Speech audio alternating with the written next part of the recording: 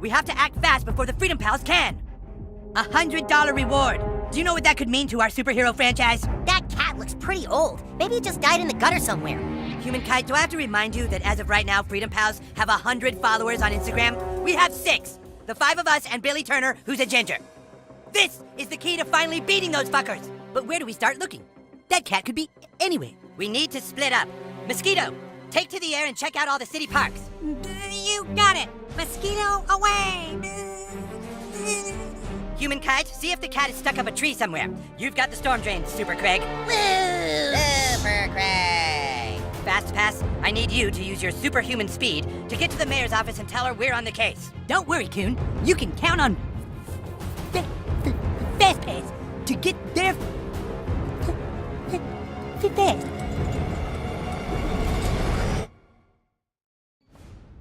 There's a reason that Southpark is still so well respected over 20 years after first gracing the airwaves.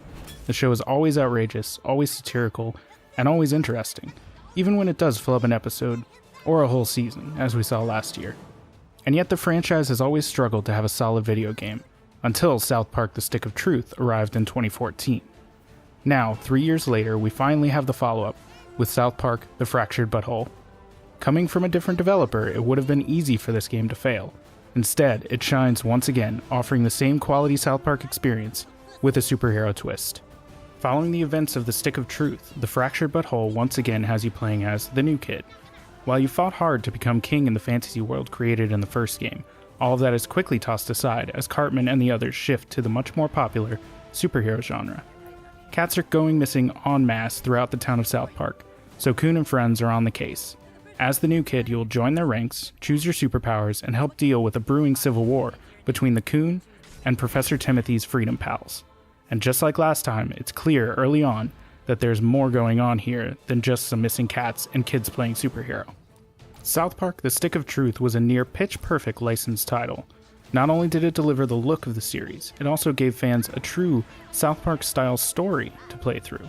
The gameplay, based around some loose RPG mechanics, weren't rock solid, but they kept everything running while you enjoyed the fantastic script, authentic world, and colorful characters.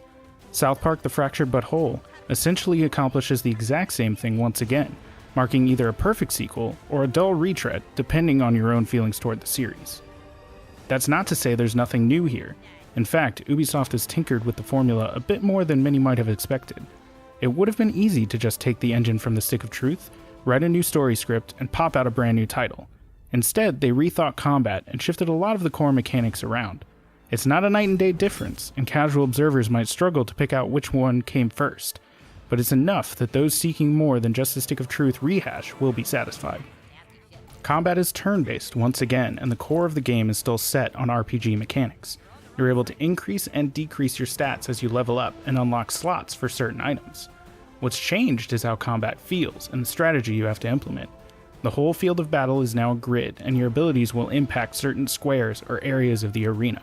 Your own positioning, as well as that of the enemies, is also important, and players have various options for getting around, or shifting where enemies are in relation to the good guys. All of the new kid and his friends' abilities are based around their superpowers. You can choose between 3 main powers at the beginning of the game, and many more later, mixing the choices to form your 4-move set. Moves each have different effects, and every hit will feed into your ultimate, which is unique to each character and class, making for more variety and strategy choices. Following the turn order is key, and later in the game you'll earn abilities that can alter it to your liking. The overworld is pretty much the same as the Stick of Truth though. The player can explore the town of South Park and a few areas beyond, solving puzzles, finding items, and fighting enemies along the way. As the story progresses, more of the map is opened up. A fast travel system helps you get around, but it feels a bit underdeveloped, with the player having to walk quite a ways to find the nearest one on occasion. The overworld could also use some retouching in regards to its paths, which can often be confusing due to the 2D nature of the aesthetics. Fans of the show will be delighted to see everything updated to remain current though. You'll be able to explore Shatipa Town and other recently featured locations, with the characters all updated as well to match their current situation in the show. And that's the real draw of South Park The Fractured Butthole, the world and the story. The writing in this game is superb, offering hilarity throughout. What the fuck?